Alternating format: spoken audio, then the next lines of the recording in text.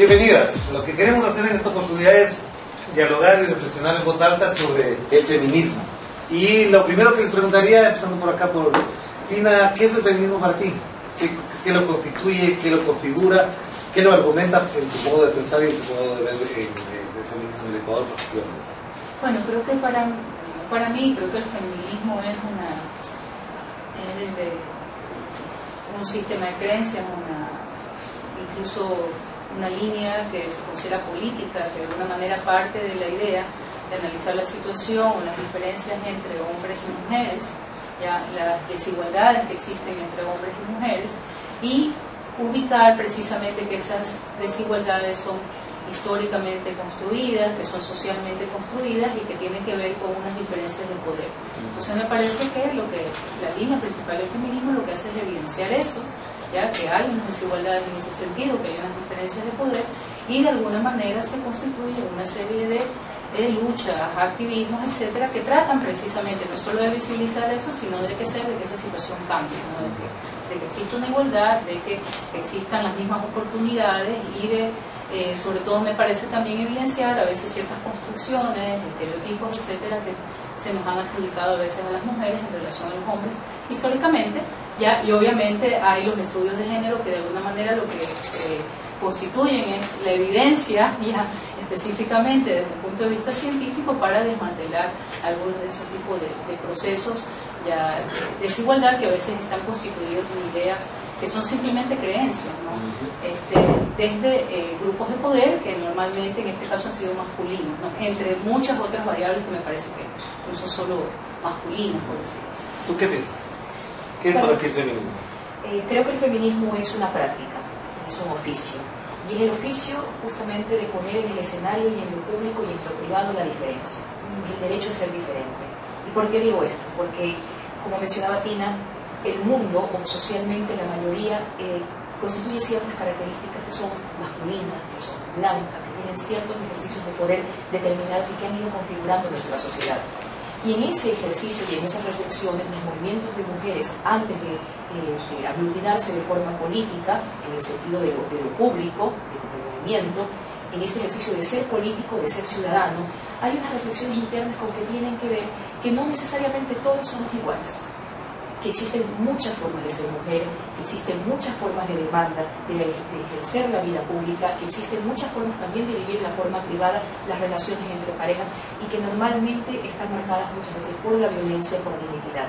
Y en este ejercicio de querer colocar las cosas en una equidad, es decir, reconocer la diferencia, pero que los derechos sean iguales, la apuesta del feminismo creo que tiene que ver por esa línea, o que podamos ser diferentes, y en esa diferencia, igualdad de derechos.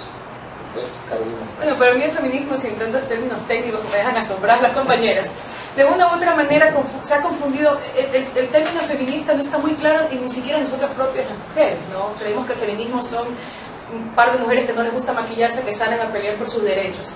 Creo que no hay que confundir la falta de feminidad con el feminismo.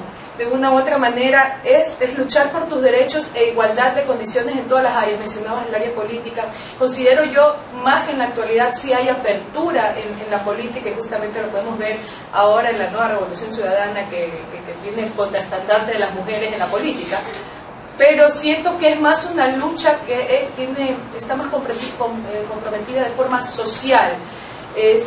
Pienso en la igualdad no solamente en los trabajos, la igualdad en el hogar, en la capacidad de poder enfrentar al mundo. Una mujer en mi área donde yo me desenvuelvo, que es la televisión, pues la práctica de la mujer líder no es bien vista ni bien considerada, y siento que hay un grupo de mujeres que luchamos por esa igualdad, no solamente de igualdad salarial, sino igualdad en oportunidades y en derechos dentro de nuestras empresas.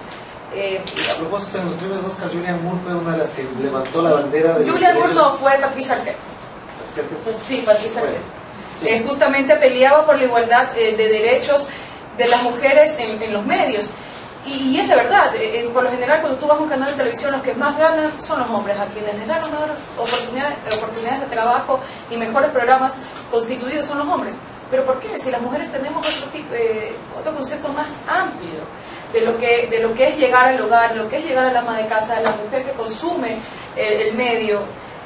Y sin embargo, considero que que hay que también luchar por la igualdad de derechos de las mujeres, pero sin perder lo que nos caracteriza el hecho de ser mujeres, la feminidad, el mantener un hogar estable, en cuidar de nuestros hijos. Yo creo que todo lo puedes implementar, tú lo puedes juntar y de manera óptima, y aún para mí ser el sexo más fuerte de todo, por tener esa dualidad, éxito profesional y éxito personal.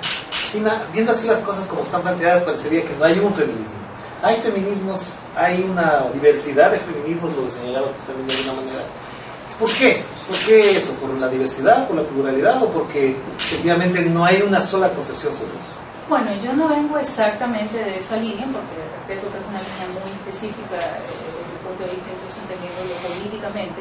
Y sí, de lo que entiendo hay diversas líneas del feminismo, no hay una única línea.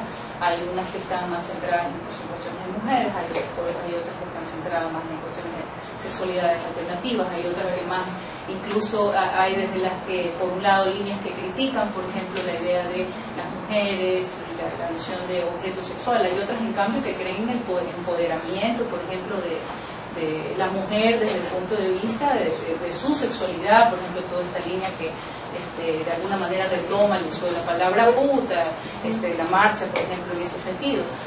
Yo creo, como cualquier línea, me parece política, hay sus diferencias, ¿no? Uno no podría decir hay una sola izquierda, hay fracciones, ¿no? Y yo creo que el feminismo, por lo que entiendo y lo poco que he leído, hay también diferentes líneas en ese sentido. Tienen algo en común, ¿no? Me parece, esta idea precisamente de la desigualdad, de lograr una igualdad de oportunidades, de alguna manera criticar desde diferentes líneas los sistemas patriarcales, la heteronormatividad, por ejemplo, que es un concepto bastante importante para este tipo de campo político, de estudios, etcétera, en algunas líneas. Entonces me parece que no hay que entenderlo de una sola manera, sino que parten tal vez de un mismo lugar, pero pueden tener estrategias, formas de activismo y dinámicas distintas de presentarse, e incluso me parece integrarse a luchas activistas de forma distinta, no unas que se tienen más a otras cuestiones ambientales, otras a las luchas de minorías sexuales,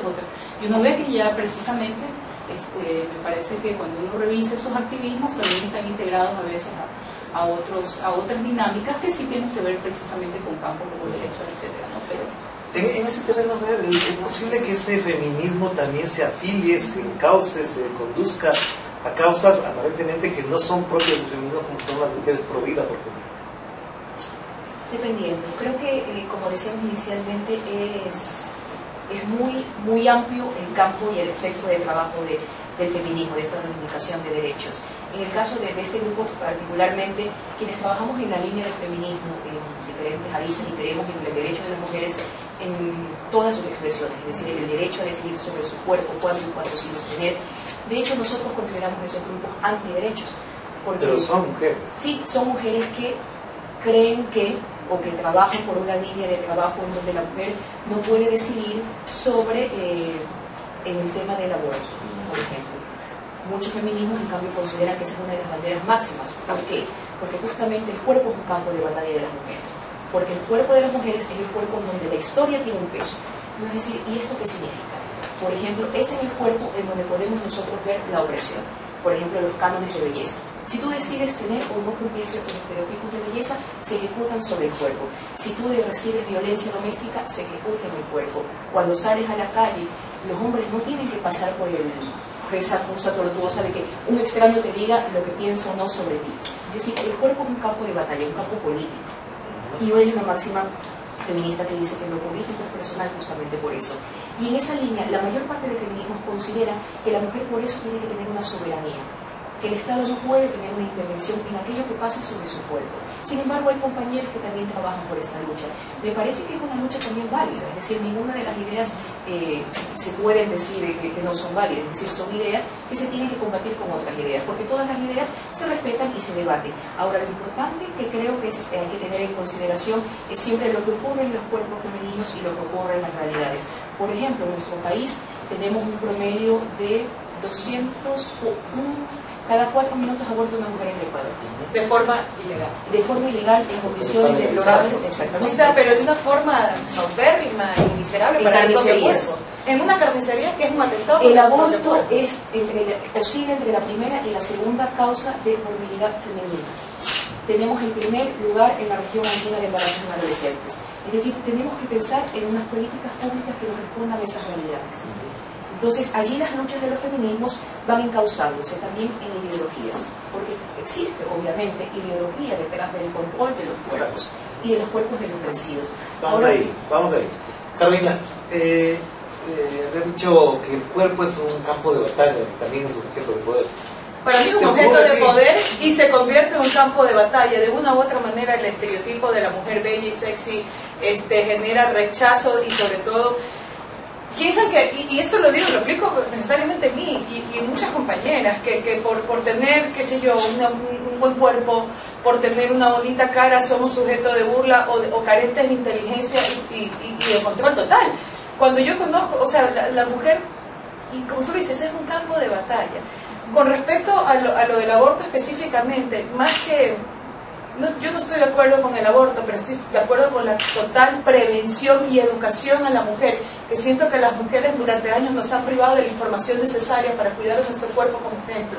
Y justamente eso son políticas que se tienen que adquirir, no pensar solo y promover, no solo luchar por nuestros derechos, sí, nuestros derechos, pero nosotros tenemos sobre todo el derecho a una educación para prevenir y sobre todo cuidar nuestro cuerpo de batalla. Pero cuando tú mencionas eso, ¿no te parece que eres víctima también de ese conjunto de imaginarios para ser una mujer bonita, de unas características, que se observa, que se deja ver, que se usa? Ese es el maldito estereotipo, o sea, es un estereotipo con la que toda mujer nace, como una cruz que vas llevando toda tu vida. Y lo sientes y te ves siempre comprometida en situaciones en las que tu cuerpo y tu cara pesa más que tu propia inteligencia de tus capacidades profesionales. Y es un constante, y es una lucha, o sea, siento que también las mujeres somos parte responsables, las mujeres somos parte responsables de que ese estereotipo sea una realidad de nosotras. Y pues parte, creo mucho que la mujer, más que por la igualdad de derechos, tiene que luchar por ella misma, no esperar que el resto tome acciones sobre ella, sino ella misma buscar sus acciones, prepararse, buscar trabajos, generar competencia, tratar de ser mejor, porque a nosotros nos toca el doble, es un peso doble que tenemos que llevar sobre nuestro campo de batalla. Tina, ¿qué debe desaprender las mujeres del machismo? Bueno, yo siento que creo que uno debe, bueno, en primer lugar tal vez aprender a reconocer, o sea, cuando existen relaciones de poder distintas. Creo que eso uno tiene que aprender a reconocerlo. Y creo que ¿Es difícil reconocerlo? Yo creo que sí. O sea, no es una cosa porque uno puede dar por naturalizadas, por ejemplo. Creo que el problema de la sociedad es que a veces damos por naturalizadas algunas cosas, por naturales, ¿no? O sea, en ese sentido, ¿no? Las relaciones de las mujeres no pueden ser así, las mujeres deben tener este tipo de educación, los hombres tienen que tener este tipo de educación, hay unas maneras de ser hombre, hay unas maneras de ser mujer, cuando en realidad hay toda una suerte de diversidad en relación a eso, ¿no? Entonces creo que esa idea de cómo se ubica uno, y digo más allá de ser mujer, en situaciones precisamente donde hay diferencias de poder, creo que es una cuestión que incluso va más allá de cuál es mi sexo en particular, ¿no? O cuál es mi género en particular, ¿no? Es decir, si uno se va a ubicar como víctima, si uno se va a ubicar en cambio, se va a empoderar de las situaciones de otra manera, si va a señalar, por ejemplo, ciertos desacuerdos o cuestiones que existen, ¿no? Creo que, como decía bien Andrea, ¿no? O sea, hacer de lo político algo personal, y eso no es convertir los espacios en campos de batalla de mujeres y hombres, ¿no? Porque ya significa algo distinto, es decir, cómo yo como sujeto me estoy ubicando en las relaciones que están alrededor mío, de trabajo, sociales, con hombres, con otras mujeres, ¿ah? Porque no pensemos que esas situaciones de poder no se están dando en otros lados. Entonces creo que sí, es desde empezar a conocerse uno mismo. Pero ¿qué deberían desaprender? Ya dijiste lo que habían que aprender. ¿Qué desaprenden las mujeres para que el machismo no sea parte de esa convivencia? Bueno, creo que hay que desaprender, por ejemplo, la idea de los estereotipos, que hay que desaprender el guardar silencio, por ejemplo, ya en relación a nuestra voz, nuestras opiniones, nuestras visiones en relación a las cosas. Creo que hay que desaprender ciertos roles, no pensar que de repente como mujer hay unos solos caminos posibles, pero eso implica que los hombres también desaprendan cosas, ¿no? Por ejemplo, trabajar con mujeres que son madres, son también de otras formas, por ejemplo, de qué significa lo laboral, que a veces están de lado y lado, ¿no? Entonces, eso en ese sentido, cuando uno, por ejemplo, ve todas las discusiones ahorita en los campos laborales, por ejemplo, sobre llevar a los niños al trabajo, eso es muy interesante, por ejemplo, pero eso significa dejar de lado para hombres y mujeres una manera de concebir el campo laboral, una manera de concebir el entorno laboral, ¿no? Porque de repente tienes un niño llorando de aquí al lado. ¿Cómo vas a manejar eso? Pero es otra manera de no voy a renunciar a ese niño, ¿ya? Y sino que significa que hay unos entornos que se modifican para que los niños puedan ingresar en unos espacios donde estas mujeres no tengan incorporación de exactamente. Creo que por responder eso, a ver, desaprender del machismo. Interesante, por la experiencia de una amiga que estuvo durante algún tiempo luchando para que exista un lactario en su colegio. Entonces parece que todo iba bien, y luego le dijeron, ¿sabe qué? Esto no, mejor aquí tome su cheque y salió. Gracias. Exacto, muchas gracias. Entonces es una situación completamente terrible porque la feminización de ciertos espacios es vista como una pérdida. Exacto. O sea, ser mujer es perder. Porque, productividad. Claro, porque la mujer solo vale en cuanto es reproducción de horas de trabajo o reproducción del ser humano, que es lo grave. Entonces los hombres tienen allí todo un sitial que se ha creado en torno a qué es ser vencedor. Como decía Walter Benjamin en la historia, o sea, la historia la hacen los ganadores, los vencidos no hablan. Creo que cuando yo hablaba sobre la diferencia y ahora que la escuchaba ustedes, tú decías, tengo que ser exitosa en mi trabajo y aparte tengo que ser una ama de casa. Las mujeres tienen 4 veces más carga laboral, aparte de su trabajo, que cuando hacen actividades relacionadas a la carga doméstica. Pero eso ya lo sabemos. ¿Cuál es el desaprendizaje, si cabe el término del machismo que tienen que hacer las mujeres? Creo que tiene que ver con el silencio que mencionaba ti. ¿Y por qué? Porque a los hombres le ha costado muchísimo esta cultura machista. Hombres que no pueden disfrutar del afecto, hombres que no pueden disfrutar de ser padres, hombres que no pueden disfrutar del amor y de querer ser fieles porque la vida les dice que eso no es ser hombres. Entonces para ellos también ha tenido una alta carga, hombres que te tienen que callar, hombres que tienen que ir a la trinchera a morirse, porque eso es ser hombre. Y que no pueden disfrutar de ser un ser humano, porque no saben o no quieren o no les permiten ser otro hombre diferente. Ella ha dicho, y Tina también el tema del silencio. ¿Cómo lo procesas? ¿Cómo lo reflexionas? Desaprender el silencio. ¿Qué es para aquí? Desaprender el silencio. Desaprender ese machismo, un tema, el silencio.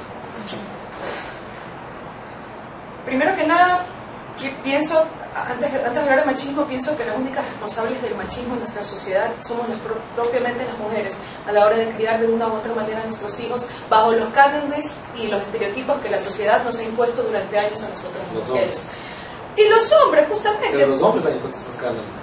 Sí, pero las mujeres, yo no quisiera tener un hijo varón y decirle, mira, no llores porque llorar es de maricas. Yo no quiero tener un hijo varón que le diga, mira, entre más mujeres que tienes, eres más bacán. Porque son cosas que las mismas mujeres, en muchos de los casos, y lamentablemente y asquerosamente, se los impartimos a nuestros propios hijos. Y también asumimos el rol de dejarme gobernar por un machista, desde un hogar, desde un papá celoso, desde no permitirte hacer muchas cosas por temor a lo que pueda decir el hombre el que tienes al lado, independiente de la relación que tú tengas. Creo que los hombres también sienten vergüenza de defender los derechos o de justamente porque son víctimas de una sociedad condenatoria y una sociedad que ya tiene estereotipos súper marcados y que tiene miedo también de velar o de luchar o de solventar los derechos de una mujer y justamente prefieren el silencio y la retracción y dejar el problema, esa es una lucha entre ellas y que ellos entiendan, cuando en realidad considero que nosotros más que también luchar por nuestros derechos también tenemos que luchar por educarlos a ellos e integrarnos y ser parte de su sociedad. ¿Estás de acuerdo con lo que dice que son responsables las mujeres? O sea, yo siento que los sistemas sociales son cosas complejas, ¿no? O sea, yo no responsabilizaría a un grupo. Yo creo que la sociedad es una cuestión compleja que está hecha de diferentes instituciones, ¿no? Está la familia, está el Estado, está la institución educativa. Entonces creo que en esas institucionalidad en realidad, o sea, se van reproduciendo como ciertas maneras de relacionarse, ciertas maneras de ser, ciertas maneras de, a partir de las prácticas, a partir de los reglamentos, a partir de las ideas. Entonces, creo que en ese sentido está también la institución familiar dentro de y cómo se trabajan principalmente los roles, etcétera, ¿no? Y en realidad también luego la salida de, bueno, como uno va haciendo conciencia de esa institucionalidad, de que está derecha y precisamente plantear cosas alternativas, plantear modelos alternativos de familia, de sexualidad, de mujer, no sé, en ese sentido yo creo que no hay que caer en la idea de que cuando uno ve a una mujer en poca ropa en una portada, hace 40 años es la misma mujer que vemos en este momento. O sea, es una mujer que puede ser la misma pose, pero es una mujer que puede estar fuera de su cuerpo, que tiene, por ejemplo, recuerdo el caso hace algunos tiempos del Extra, o sea, uno escuchaba a esa mujer y ya sabía perfectamente qué estaba haciendo. Y ella disfrutaba de eso que estaba haciendo y disfrutaba de la mirada, o sea, no era una víctima aquí, el objeto sexual. El cuerpo puede ser un poder. Exactamente, es decir, yo lo que siento es que hay que también ubicar que incluso salir a veces de ciertos esquemas morales también en relación a estas visiones de la mujer, que bueno, incluso algunos... ¿Y esa es responsabilidad solo de las mujeres? No, por eso digo, yo siento que es una responsabilidad en conjunto, es una responsabilidad de revisar las cosas de forma distinta, de las distintas instituciones, es responsabilidad precisamente, por eso digo, pero finalmente yo coincido con la idea de que cada sujeto tiene su historia y que uno tiene que ir construyendo esa historia y que tú eres responsable. Eso sería esperar que todo pase con el tiempo, que evolucione, que esperemos a ver qué pasa algún día. Bueno, pero vamos a ser sinceros, yo siempre digo, las cosas están cambiando y han pasado con el tiempo y han evolucionado. O sea, si uno mira nomás hacia atrás, hace unos 50 años, la situación de las mujeres era muy distinta, la despenalización de la homosexualidad no tiene cuántos años, creo que es 15.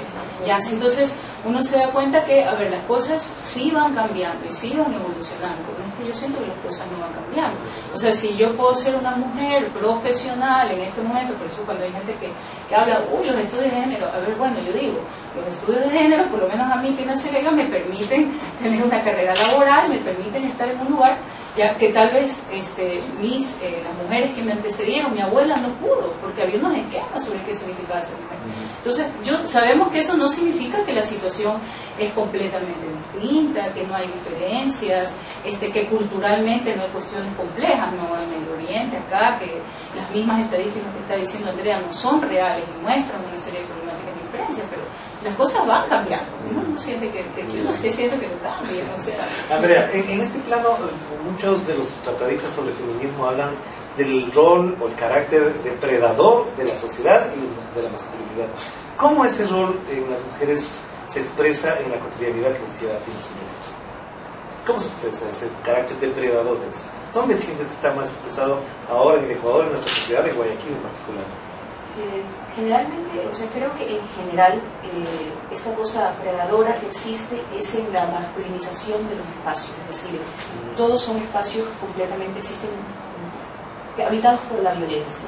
Es una ciudad extremadamente violenta para los ciudadanos en general, para las mujeres y para aquello que rechace o que en cierto sentido proponga una mirada alternativa a las formas patriarcales, a ser diferentes. Por ejemplo, un hombre que apoye o que vaya un plantón feminista o que aporte estas causas o no, entre la forma de ser feminista dice, es meco. Es la verdad. Claro. O mandarina, meco, poco claro. Hombre, ¿a quién te quieres comer? Claro, es decir, no puede existir una legítima creencia de que alguien pueda ver al otro como igual. Creo que también se evidencia en eso. Por ejemplo, en los casos más atroces, como por ejemplo el femicidio, que es el asesinato de una mujer luego de una vida de violencia, mayoritariamente. Tú ves allí en donde ese uno que asesina a otro no reconoce en el ser humano. A ver, tú decidiste que ya te quieres ir de aquí, no, tú estás equivocada, tú eres mía. Tenemos casos en donde después del crimen les colocan las iniciales de ellos porque todavía son de posesión, o sea, no son cualquier crimen, no es que te pongo un pato como un tiro, no, yo lo planifico con saña, yo hago que esto te vaya a doler, yo te dejo marcas, yo voy a avisarte que esto te va a matar mediante cartas, mediante cosas. Es decir, uno de ahí ve esta cosa completamente predadora de que lo masculino es lo que tiene que dominar. Y los espacios, en cuanto llegan a ser, por decirlo así, femeninos, comienzan a percibirse como los espacios de los vencidos. Por ejemplo, lo que tú decías, tener un niño en un espacio laboral. ¿Qué está pasando aquí? Vamos a ser menos productivos, o sea, una alerta. Tú ves un espacio en donde dices, a ver, coloquemos árboles aquí para que existan ciclovías, para que existan personas que puedan transitar sin que uno le diga a otro un piropo. no, aquí ya están estos hits y están pidiendo muchas cosas. ¿Qué está pasando? Entonces, tú ves allí que se necesita, creo que integrar lo femenino también hacia lo público. Y no tenerle miedo, es decir, no ver esto como que es una situación color rosa en donde de ahora todos nos vamos a coger de las manos y vamos a caminar hacia la alegría. No, nosotros reconocemos la diferencia y reconocemos el conflicto y reconocemos que la violencia es algo interno. Sin embargo, existen formas extremas de violencia que afectan ya los cuerpos, que llevan a la muerte. Okay. Pero, ¿cuál es el aspecto, la figura, la cara más violenta del machismo o de un hombre en particular en tu entorno, en tu sociedad, en tu ambiente? Bueno, quisiera retomar un poco el tema del femicidio de una u otra manera. El ahora famoso femicidio, la violencia de género, yo siento que no solamente el hecho de la muerte en sí te están matando. Yo creo que puedes morir lentamente tras años y tras violentas manifestaciones en una relación. Repíteme un poquito la pregunta. ¿Cuál es el aspecto, la cara más grotesca, violenta del machismo en el entorno masculino? Pues eso es muy fácil. La relación de poder y del poder que quieren ejercer sobre ti, sobre tu cuerpo y el darte oportunidades. A partir de eso, ¿no? Y es una realidad en donde se vuelva. ¿Con quién te acuestas? Y te diré quién eres. Mira, yo te llevo de viaje, te llevo a Miami un fin de semana y ahí vemos cómo te puedo ayudar en el canal. Yo he salido de oficinas correteando con hombres con pantalones abajo. 2 veces me ha pasado. Sentir intimidación dentro de mi propia empresa y de mi propio lugar de trabajo porque siento que son depredadores sexuales sobre una presa inocente. Claro, y lamentablemente ese es el precio de pagar por tener este cuerpo, por tener esta cara, lamentablemente. O por también tener deseos y ambiciones que como mujer, yo en mi caso que como mujer tengo ambiciones profesionales. Soy una mujer que mediante su profesión tuvo muchos méritos propios y personales, económicos, y eso también pues es una forma de que creen, y yo también creo que hay muchas mujeres que se prestan y que son parte de ese sistema depredador de hombres a la hora de poder ejercer profesionalmente tu vida, ¿no? Y muchas adjuntan el éxito que tienen en la actualidad debido a que han caído en las manos de los depredadores. Así que es un hilo muy fino. Sí, exactamente. Tina, ¿qué opinas de esto? Esta forma más cruda, más violenta de machismo, ¿cómo la interpretas? Bueno, pero yo entiendo que cada uno puede en ese sentido juzgar desde sus ambientes. No estoy dudando, de hecho las estadísticas hablan en relación a todas las problemáticas de violencia sexual y en este momento viven las mujeres y como digo yo, más allá de tener una tipificación específica de esos crímenes, lo que tienes que tener es un sistema que los procese, porque finalmente tienes un nombre y luego con ese nombre no pasa mucho, que es lo que yo he escuchado por lo menos de las personas, por lo menos que trabajan en ámbitos más legales en relación a las cuestiones de violencia sexual. Incluso vemos el tema de aborto por violación, que también es algo cuestionable. Yo solo puedo hablar de mi entorno, en cambio yo vengo de entornos, casi todos han sido educativos o investigativos, ya a veces han sido entornos, hablo de más masculinos que femeninos, otros más femeninos que masculinos, pero por lo menos nunca he sentido este tipo de acoso. No, para nada. O sea, siento que ha habido estilos de dirección, precisamente, tal vez son hombres en otra línea de trabajo, mujeres en otra línea de trabajo, tal vez son aspectos más académicos. Quizás el estereotipo de la mujer que trabaja en los medios es diferente. Tal vez, por eso digo, yo no puedo decir que yo trabajo en ámbitos académicos, por lo menos en los ámbitos específicamente que yo me muevo. Uno siente discriminación porque de repente los hombres tienen más poder o deciden más o son los que tienen presupuestos para investigaciones. Yo no lo siento, ¿no? Y desde el punto de vista de los estudiantes, etcétera, uno siente que tampoco. Creo que he trabajado en entornos privilegiados, sí. He escuchado historias muy malas, muy terribles de discriminación, incluso de acoso sexual en otras instituciones de educación superior. Las he escuchado y son también comunes, ¿no? Pero yo puedo, si me preguntan por mis entornos, esta ha sido mi experiencia y que de hecho le agradezco porque me ha permitido también, precisamente también en otras experiencias, eso hubiera sido más difícil. Tuviste suerte. Ya, pero finalmente, como tú dices, yo creo que depende de uno. O sea, depende de uno, pasan las cosas y tú dices, bueno, ¿qué vas a hacer cuando eso suceda? Y uno tiene que tomar posición. Por eso es importante tener información y educación, porque sabes que si has tenido, que puede pasar una situación y puedes decir ya, pero esto no es normal, esto no es natural y voy a tomar esta. estas decisiones. Hay personas que, y es lamentable, ¿no? A 2013 todavía no cuentan con información, no cuentan con espacios, hay personas que están completamente convencidas de que la violencia es natural. En el espacio en el que yo trabajo es como que sí, pero no me pegó tan fuerte, me pegó lo normal.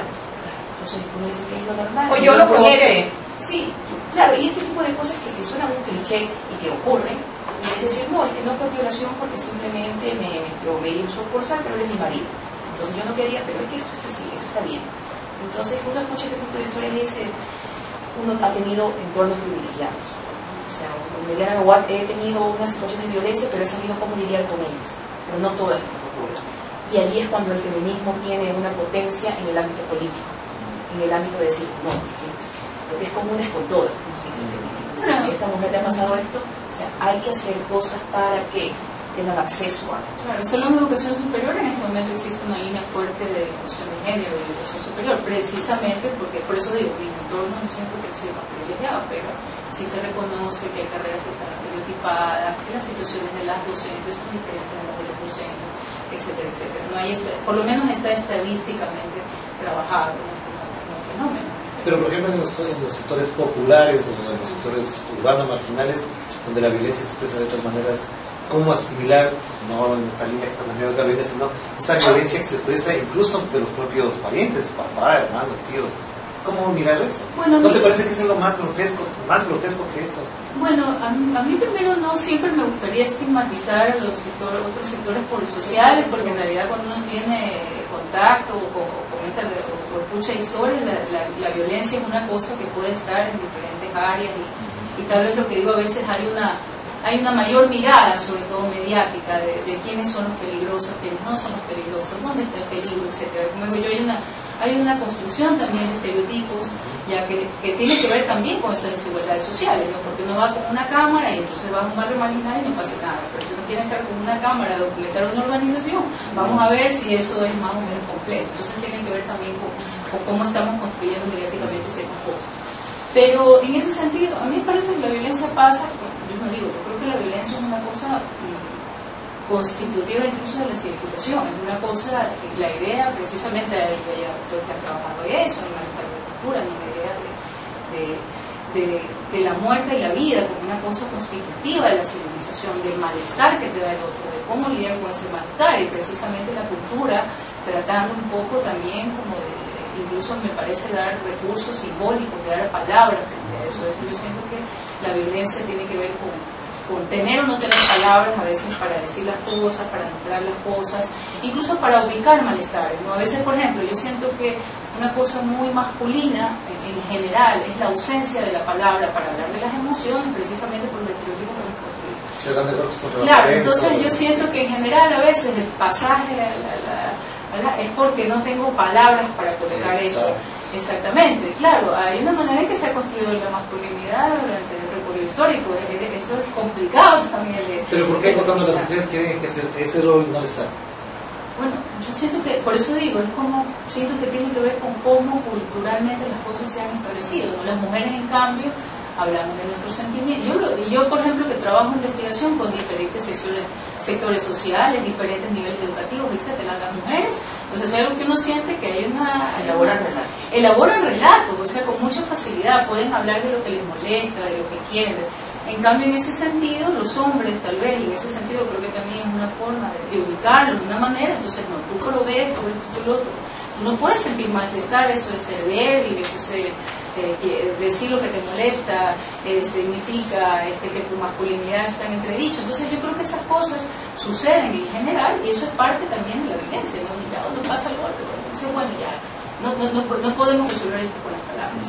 Ahora, no creo que hay que idealizar que el golpe va a ser eliminado, ¿no? Que la sociedad va a ser limpia y todo, ¿no? Y las desigualdades de poder, no, o sea, creo que incluso ahorita está muy visibilizada la noción de género, pero no hablemos del tema racial, por ejemplo, que yo siento que en este país hay mucho por recorrer, por ejemplo, de esa discusión. Los efectos del machismo, que son violencia, etcétera, ahora se quiere encontrar estar destacando y valorando, colocando por encima a la familia.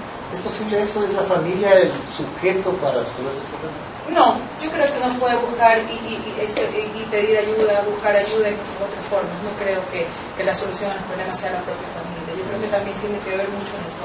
¿El Estado? El Estado, el Estado a veces deja muchas cosas que desear. ¿Qué piensas tú, Andrea? ¿Qué piensas de eso? Porque hay una discusión. Sí. Si apelamos a la familia como el valor fundamental, sacrosanto para la solución, quizás podemos estar hablando de múltiples familias también.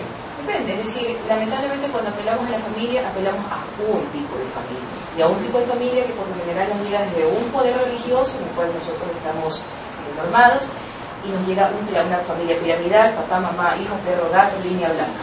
Entonces eso es la familia. Entonces si hablamos de ese tipo de familia, obviamente que el asunto no va a funcionar. Porque ¿qué es la familia? La familia es afecto. Y los afectos los puedes conseguir o los puedes ir creando y cultivando, no necesariamente a través del mismo de sangre. Entonces, si vemos que el escenario en donde nosotros crecemos, las personas crecemos, son los afectos que vamos ligando con otras personas, esta idea se desmorona. Porque esta otra idea es una pequeña reproducción de la fábrica. Es una pequeña idea en donde aquí nosotros estamos trabajando para sacar buenos sujetos que van a ser buenos estudiantes, buenos trabajadores, una buena ama de casa. En el fondo es una reproducción de la fábrica. Y es una versión completamente capitalista y perversa de lo que tiene que un deber ser.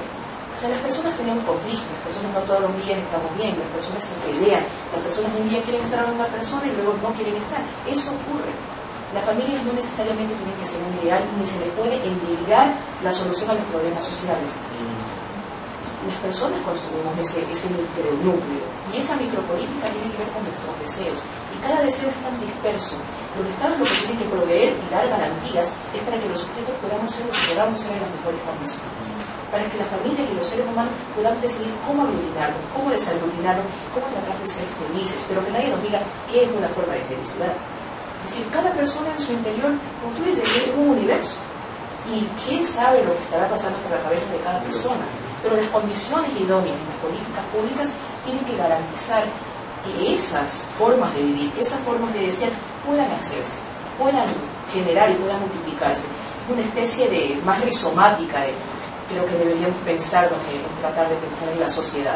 Es decir, estas redes que se van tejiendo, que se van armando, de gente que desea cosas similares y que va produciendo, gente que desea estar sola y que puede también producir allí. Y no necesariamente pensar que nos tenemos que aglutinar en una forma patriarcal y de allí vamos a funcionar y todo va a ser la alegría y que este país va a resolver sus problemas porque la familia está feliz. Tina, pero esto, por ejemplo, podría también llegar a pensar que, dadas las cosas como están, en vez de que haya retrocesos o avances, estamos estancados. Es decir, hemos llegado a un momento en el que, más que avanzar o retroceder, estamos estancados, girando todo el tiempo alrededor de los mismos postulados, de los mismos principios, pero sin darle salida a los problemas centrales, a pesar de que se ha avanzado muchísimo, como tú decías hace un rato.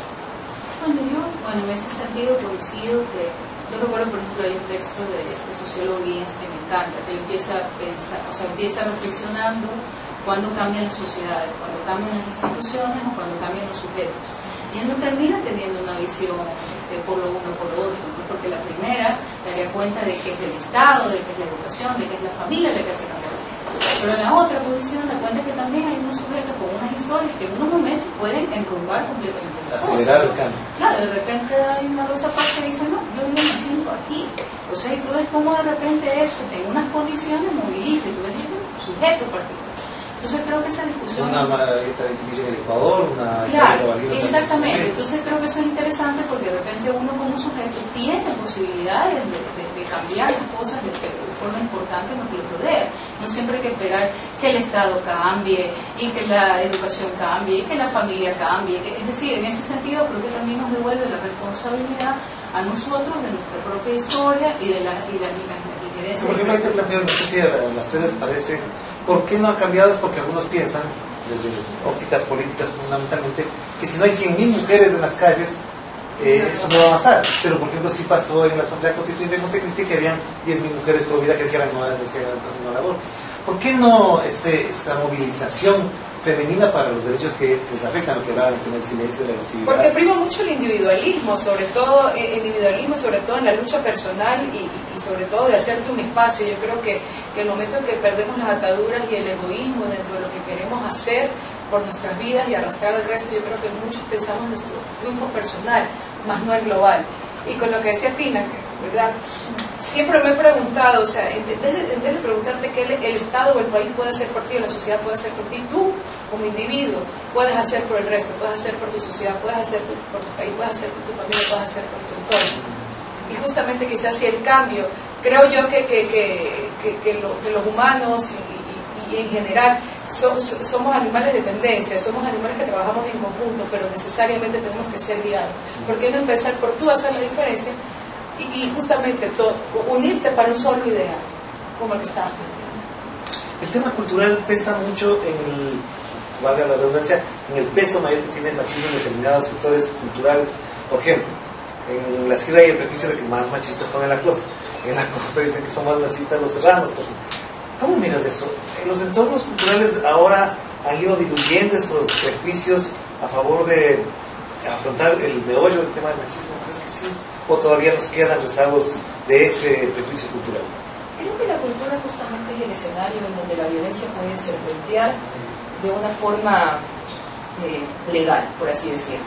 Es en la cultura en donde tú puedes permitir que a una mujer la pinten en la calle o que a una mujer le digan sí, usted tiene que estar aquí y le voy a dar el empleo, pero si solo se luce de esta forma, usted solo diga ese tipo de cosas. Es donde la violencia pues, es permitida. En ese sentido, obviamente, el machismo y estas formas de discriminación hacia las mujeres siempre se ocultan, siempre se van, no sé si la palabra es perfeccionando o cada vez teniendo dispositivos muchísimo más sutiles para encontrarse. Es decir, en ese sentido creo que justamente la resistencia o el trabajo de quienes llevamos el feminismo como una apuesta política en práctica es trabajar en ello, es trabajar para quitarle ese velo de naturalización, para indicar, no, esto también es una forma de violencia, acá también tenemos que trabajar, esto no es tan normal como pasa. Entonces creo que la apuesta va por siempre estar un poco despierto y estar también un poco pendiente y en retroalimentación con ese otro, es decir, el otro nos causa gran temor, a veces es difícil lidiar. Sin embargo, o sea, tener la convicción de que mientras trabajemos en cultura, mientras estemos en una cultura, tenemos una codependencia, una corresponsabilidad de los sujetos. Y esa corresponsabilidad nos lleva a trabajar hacia una forma de vivir más equitativa para todos. Ya, la última pregunta que nos están obligando a cerrar. ¿Cómo celebrarías o quisiera que se celebrara el Día de la Mujer? Quisiera primero que no haya Día de la Mujer. Considero que el Día de la Mujer lo hacemos día a día. En nuestras vivencias personales, en el desarrollo de nuestra vida profesional, de nuestra vida personal, de rol como mamás, el rol como esposas, el rol como hijas, de una u otra manera. Yo no necesito un día. ¿Ese día qué haces? Yo me siento como un cliché. ¿Te ofendes con eso? No me ofendo, pero me parece innecesario. Yo creo que el velar por nuestros derechos y pedir nuestra igualdad y luchar por nuestra igualdad y sobre todo merecerla, creo que es algo de todos los días, es una batalla diaria, más no en un solo día decirnos, oh, feliz Día de la Mujer, el día de hoy voy a pensar en tus derechos. Mis derechos tienen que ser expresados todos los días y yo tengo que empezar por poner el ejemplo y no dejarme estereotipar por, oh, es el Día de la Mujer, hoy día es mi día, hoy día es el día que ustedes tienen que hacer otro día, tienen que respetar y tienen que luchar por mí. No, yo creo que es una lucha diaria y que todavía tenemos muchos años por alcanzarle y por cumplirla. Tina, entonces es un día cualquiera, el 8 de marzo. Bueno, yo creo que en ese sentido, obviamente se conmemora un evento histórico particular que recuerda precisamente tal vez uno de los orígenes ideológicos, incluso desde este punto de vista político, de pensar a las mujeres en entornos distintos, organizadas a partir precisamente de este evento, que es un evento triste, es un evento trágico, especialmente con la muerte de estas mujeres en estas fábricas, pero que lleva una organización política y luego a partir de eso también se generan otros espacios y otras situaciones con las mujeres. Entonces, ¿cómo celebraríamos? Si es que hay que celebrar, digo. O sea, no sé, si yo pensaba más que una celebración, hablar precisamente, creo que es importante recordar la historia, creo que es importante saber de dónde venimos, a dónde estamos, a dónde queremos ir también, entonces creo que en ese sentido, yo rescato, por ejemplo, que así estamos hablando del tema de movilización política, bueno, así como de repente hay unas mujeres presentes en las calles pidiendo unas cosas, también este sábado había 100.000 mujeres en Twitter conectando a la presidenta. Entonces eso me parece interesante porque, por ejemplo, en este momento a mí me parece que hay una opinión pública muy interesante, por ejemplo, en redes sociales que está relacionada a mujeres. Entonces eso es importante porque en ese sentido ya hacerse escuchar, por ejemplo, directamente en relación a cosas que tú no estás de acuerdo, ya cómo se ve en unas maneras de ver la sexualidad, la familia, etc. Entonces creo que en ese sentido es importante ubicar espacios donde, o incluso celebrar que eso siga pasando, o sea, estar contento de que hay mujeres hablando, diciendo cómo, planteando sus discursos, planteando sus ideas, y bueno, y que cada una, como digo yo, hay cada una, ¿no? A mí me gusta la idea de cada uno, ¿no? Entonces cada uno está en su espacio, y en ese espacio ya ubicar precisamente esos procesos, y como yo digo, no tienen que ver solo con algo de mujer, tienen que ver con el problema del poder, que es una cosa transversal, y que no es otra cosa solo, tiene que ver solo con el género. Andrea, si yo te digo el domingo feliz día de la mujer, ¿qué me vas a felicitar? Muchas gracias, compañero. Este día fallecieron 147 mujeres. Creo que se trata, claro, de conmemorar que a pesar, o sea, a 2013 llevamos 105 años de la primera declaración, 2015. Sí, ese voto también está muy... En serio, bueno, que llevamos son 105 años de la declaración, es decir, desde que se celebró el primer día de la mujer en salir a las calles. Y lo que me parece interesante es esta amnesia. O sea, son 105 años de salir a las calles y todavía pasa. Todavía tenemos trata de blancas, todavía tenemos violencia doméstica, todavía tenemos mujeres que no tienen iguales salarios, explotación sexual. Es decir, son 105 años en donde culturalmente hemos dicho, sí, tomé su rosa, pero los derechos todavía no. Okay. Gracias, muy amables. Todo chido.